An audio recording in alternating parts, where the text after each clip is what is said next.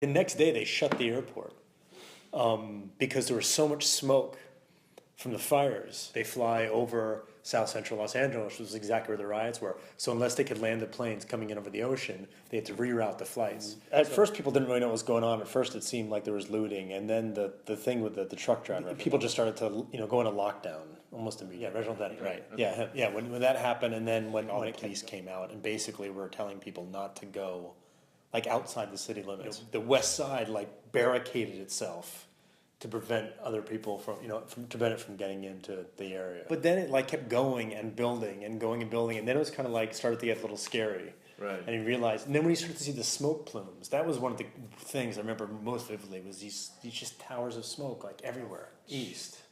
And it was just like you could see fires everywhere. Yeah, and then there was warnings that it wasn't that they weren't under control. And then it started to kind of creep north. It got into I remember when it was in Koreatown, people were like vigilante group. I don't call them vigilantes; it's not really fair. But the local business owners kind of formed their own groups to protect the neighborhoods. Yeah, right. And they butt right up against each other. And it's really, you have the Koreatown, and then right next to it you had these different cultures, this diverse part of the city, and you get these border areas.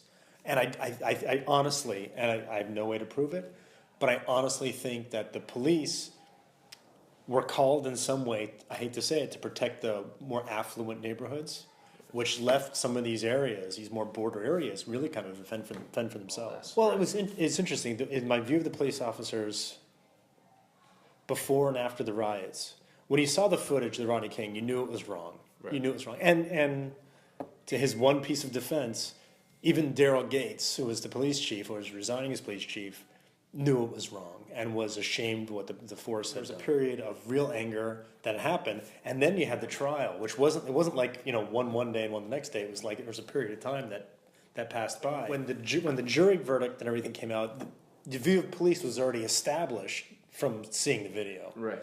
When the verdict came out, you're like, how could that possibly be? The only person that was African American in the courtroom was the prosecutor, actually. A trial by your peers. It didn't seem like it was. Right. So I think it changed the culture in terms of we got to see what police would do. And you really tried, because I think everybody wants to believe that the police are acting fairly and the police aren't going to abuse their authority. And so you realize, at least some people I know, you really look at, what was Rodney King doing? Was he speeding? Was he on drugs? Was he resisting arrest? Did he have a weapon? And none of it excuses what they did, the force that was used. And I think it really changed perspective of what how the police were abusing their power. They had nothing to fear from him. He wasn't a threat.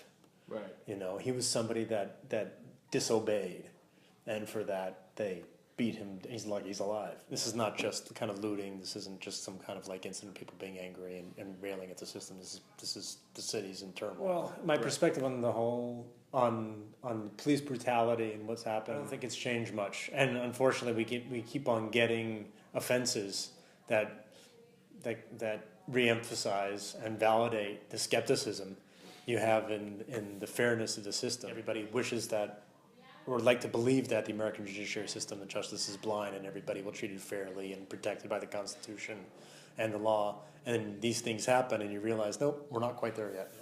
I don't know if it's just a matter of time or if it really is just a system that is flawed. In terms of the justice system, in terms of the trial that the police officers had, I don't think it was necessarily a fair trial. They had a trial by jury. It wasn't outside. They had a legal fair trial. They had a trial by jury, and the jurors clearly could have convicted them. The jurors clearly could have said they were guilty, and they didn't. And if there was disagreement, they could have come back and said, we're a hung jury, we can't agree. But they agreed. So in that sense, I do have faith in the system that 12 people, average people can make a decision. I don't think it was probably closer to jury of the peers of the police officers than of certainly of Rodney King. And maybe that's a flaw, that it needed to be representative of not just the people that were indicted and when the defendants, but it also needed to be a jury of the peers of the people that were the victims. Right. And that's not the way our system works. Great. Thank you very much. You provided a bunch of really good information. Okay.